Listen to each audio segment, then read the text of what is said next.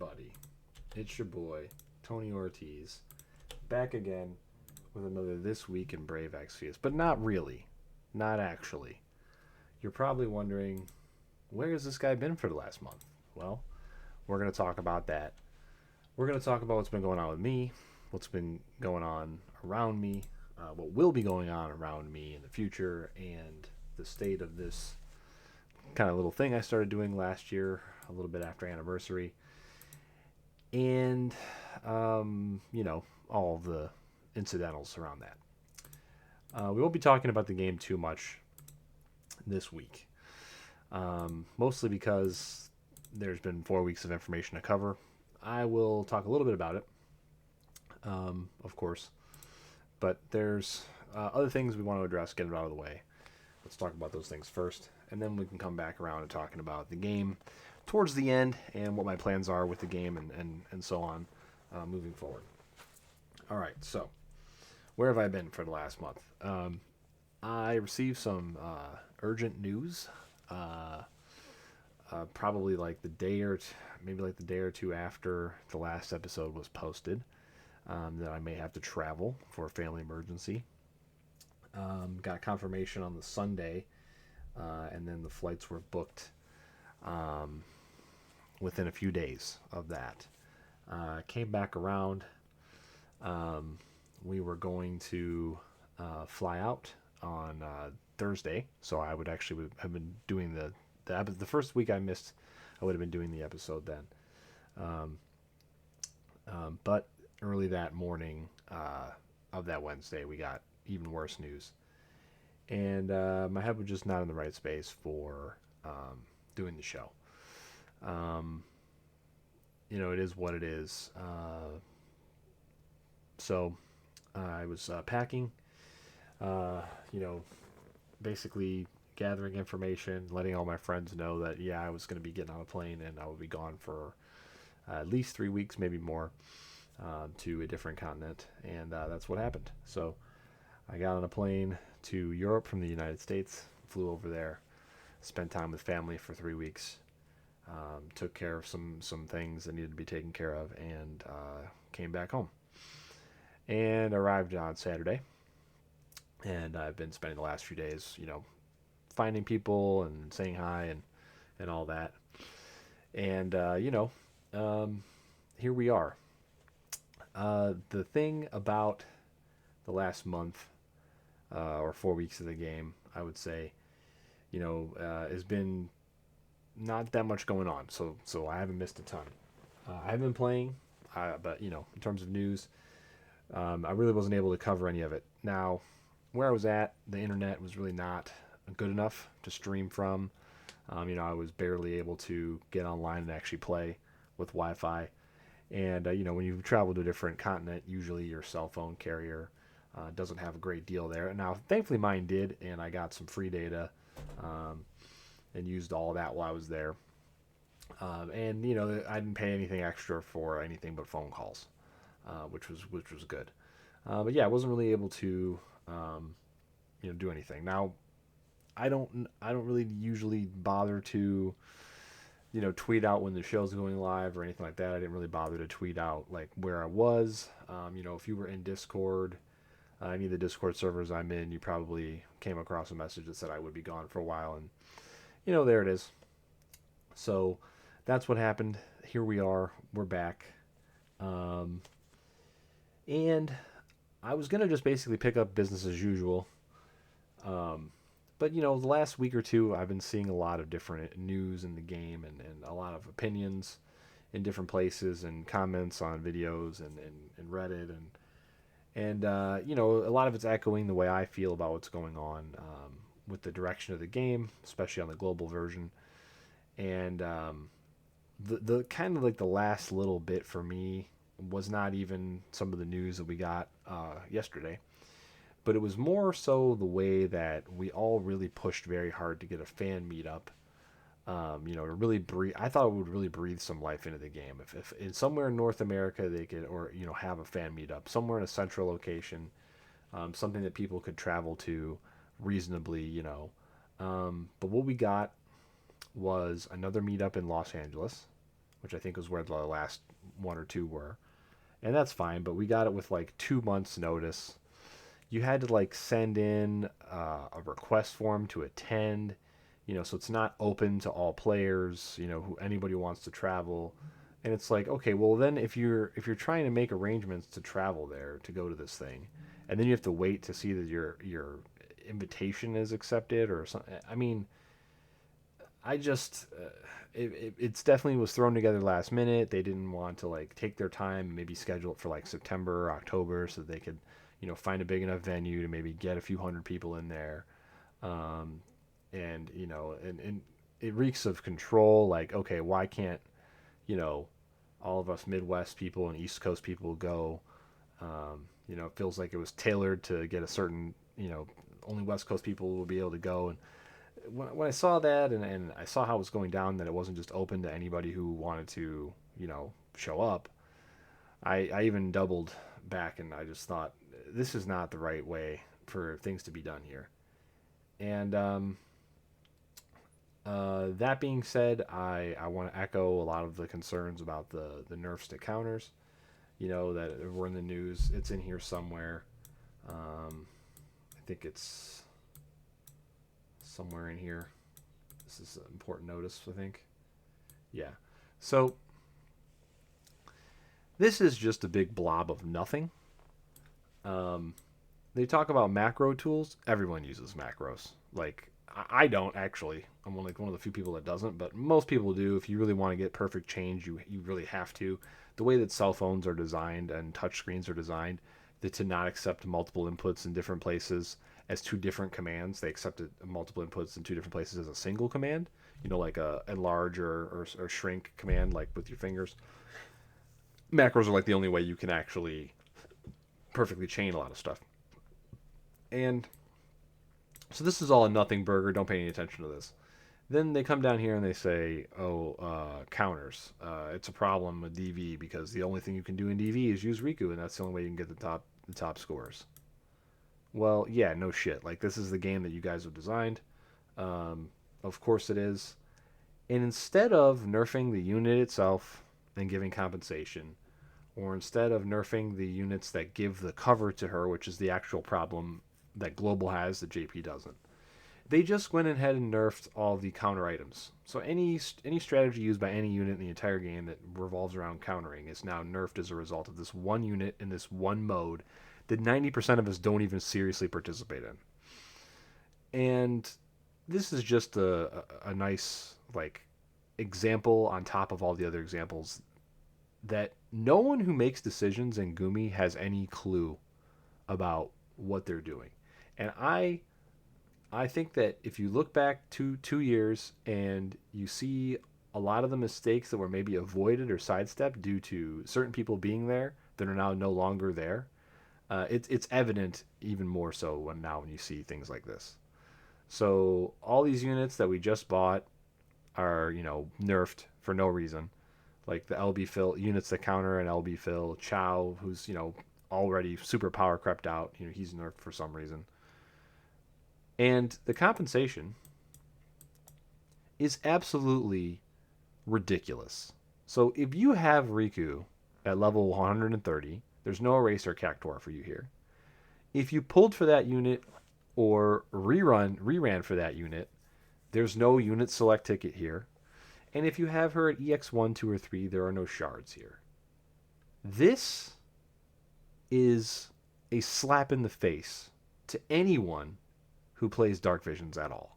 Not just people who go for high scores, but anybody. If you happen to luckily have a Riku, like I did, I like pulled a Riku like 2 months after, and then I pulled like another one, and I used, like I think I had like I don't know, there maybe was some event where we got frags, so I grabbed some Riku frags. I got her to EX2, and then I used 10 Gigantors on her so that she would be level 130.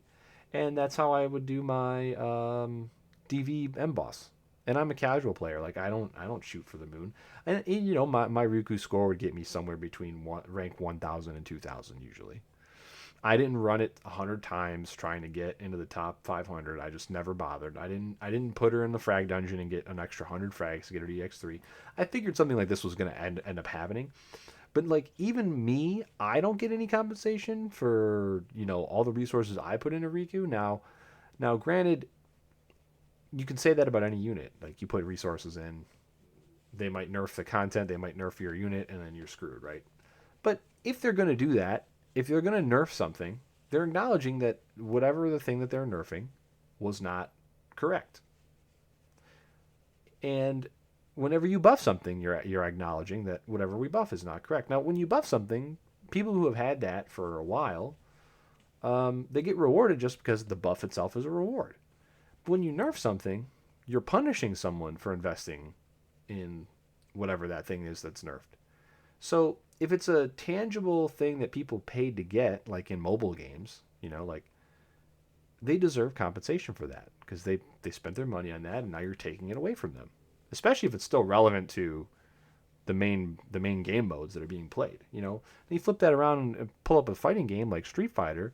Well, when a character gets nerfed in Street Fighter, well, you bought the game, you have every character. You can just switch to a different character if you don't like it. You're not losing $30 out of the $70 or whatever you paid for the game. In terms of like what is available to you to play with. But in this game where your units are limited to what you pull, if you pulled for Riku, you just lost the main way to take out a lot of trials and your main way to score high in DB. And you're getting literally nothing for it. You're getting absolutely nothing for it. So this is bad. This is awful. I think that the underlying like anniversary coming up so people will forget when we give them all bunch of this good stuff is just, it's actually disgusting. It's a disgusting anti-consumer practice. And if you want to sprinkle on top of that the fact that they just had the lightning leader, the 500 stat lightning leader, and they decided to wait to nerf it. It's been a problem for what, 7-8 months. They decided to nerf this and nerf it improperly until when do they do it? After the lightning leader banner's gone. So people who pull for the lightning leader to make sure that they had the best, DB clears are doubly screwed. You should get, compensation for Zach if that's why you pulled Zach. I mean, this is terrible. This is just terrible. And it's to the point now where I'm kind of like regretting trying to convince people that I know to play the game. Because like Anniversary last year was very good. Even though we didn't know at the time Wilk would be useless in like a month or two. He was a 90 defense break, so like, a lot of people who missed Venera, this is really cool. This is a great way to get your 90 defense break or or whatever.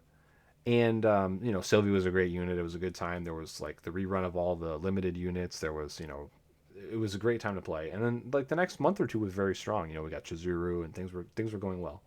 And like outside of a couple of positives like here and there sprinkled in, it's just been all negative for almost the entire year. And every time they listen to the community, the fixes that are applied are not satisfactory, they're not sufficient.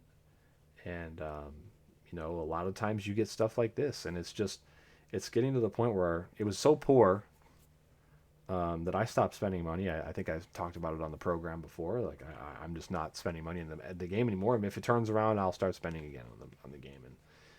And here we are at Anniversary, so coming up in like a month, and I just can't, having a life event take me away from doing the weekly show, and thinking about what I want to do in the future. I'm going through a job transition right now as well. Let me throw that out there. I was laid off from my job a few months back, and I haven't found a new job, and I'm starting the new job next month. But it's on a completely different shift, so I would have to adjust the times of when I do the show, and there might be some days where I don't want to do the show, you know, before work. I might want to do it after, so then it would be super, super early Tuesday. There'd be no live, pretty much nobody viewing it live at all. And it's just like bending this content around to a new time for, I'm not engaged. The game is probably towards the tail end of its life, especially, and probably not in JP. And JP is probably fine, but I think in global it's only a matter of time. And clearly the global team doesn't care or doesn't have the budget, so the directors don't care to like, make this a really, really great product anymore. And, I think that it's just time to let it go. So I don't know if I'm going to quit playing completely. I'm definitely still going to do like a state of the game, like special episode once we see anniversary, and my thoughts about the future and like what maybe is going to go on with the game, and I'll still definitely check in from time to time. And I'm not going away from like streaming or uploading videos to YouTube or anything like that. But in terms of a weekly show based around this game, I think it's just I started it because there was a lot of content and there was a lot of cool stuff happening, and the game was on an uptick. And since then, it's been on pretty much a downward spiral, and it just isn't fun. And that's what I do this for. I do this for fun and entertainment. I don't make any money off of any of this. I don't monetize any of my content because I don't want to fill out an extra tax form, for like $5 or whatever that I would make in a year. So I do this for fun, and it's the fun is gone. It's just not here anymore. Um, I'll still probably stream the game from time to time. I'll still randomly fire up a stream, and maybe we'll do some Clash of Wills, or maybe like a new event or a new trial or something. Who knows? Um, but this week in Brave Exvius is over. This is the last one, and it's the farewell episode effectively. So that's it. There's not really much else to cover in terms of this game, but I will say that once my new work schedule settles down and everything like shakes out and I get into a nice groove, I figure out whether I want to be up early or up later. If I want to stay up after work, or if I want to get up early and then go to work and then go to bed when I get off of work. Once I figure all that timing out, then I'll start readjusting the actual schedule. So if you're watching this on YouTube, if you follow the link down below to the Twitch channel, you can then scroll down on the Twitch page to see the normal schedule. Once my work and all that stuff has changed, I will update that information. I'm going to try to do 2 days a week, but I need to know what days off I'm going to have, and then what days on I will have, and then I'll make that decision and update that information there. So we will do an occasional Brave Exvius video from time to time. We will do occasional Brave Exvius streaming from time to time, but I don't know if I'm going to be a daily login player anymore, or at least I'll probably log in daily, but I don't know if I'm going to play. My espers are getting close to maxed out. That's kind of like when you don't really have to do a whole lot anymore. um, and and that's that. But I'm going to start focusing on other things. I presume a lot of people who play Final Fantasy, if not all of them, are fans of the other games. There's so many of them. Final Fantasy IV randomizers are something that I do. I did just reactivate my Final Fantasy 14 account, so I'm going to be playing some of that, some of the new quests in Endbringer, maybe farming up some new weapons, maybe leveling some new jobs. And, there's other games. I have another Mass Effect playthrough I'd like to do before the end of the year, and, we're going to stream that. We're gonna make videos of that. So I'm just going to move on and focus on new games, and that's that. So it was a fun ride while it lasted. Even throughout all the ridiculous decisions that Gumi has made, and all the mistakes that they've made, and it was interesting to have a show, and have like a thing where we could discuss that and all that. So yeah, it is what it is. I enjoyed it while it was here, and I'm not that sad to see it go, considering the way the game has been going. But I do feel bad for all the great people in the community. There's so many great content creators. There's just so many great community members that are chatting in Discords and on Reddit, and sharing their thoughts, and all of it comes from the right place. Everybody wants the game to be good. Everybody wants to enjoy themselves while playing it. Everybody wants to spend money to support the game and to make sure it continues to go forward into the future, and continues to exist. But they can't do that when these are the kind of things that we get not only on a monthly basis but on a weekly basis. Content that's broken on launch. Um, terrible decisions like this. and just constant failures and missteps, and the inability to learn from mistakes. I mean, like any product you consume, if it's bad and you voice your concerns, and the people who make the product acknowledge your concerns, and then they say they make an adjustment and it's even worse, and then you point this out and you continue this cycle over and over, and nothing improves. I mean, at some point, as the consumer, you have to walk away. And it's not always going to be a feel good decision to walk away, especially when there's a lot of nostalgia attached to it. But sometimes you have to do what's best for you and your mental health and your mental stack. And time is precious. It's arguably the most important resource that we have. So I'm going to take mine and I'm going to do something else with it. So that's that. And yeah, if you guys want to stick around on Twitch, I will be back in a few minutes with Final Fantasy 14. And everybody watching on YouTube, thanks for coming by and watching these while I was making them. Appreciate you. I hope you stick around and hang out with me as we play other games. And we still dabble a little bit in Brave Exvius here and there when it makes sense. So that's me, Tony Ortiz, signing off this week in Brave Exvius. See you guys.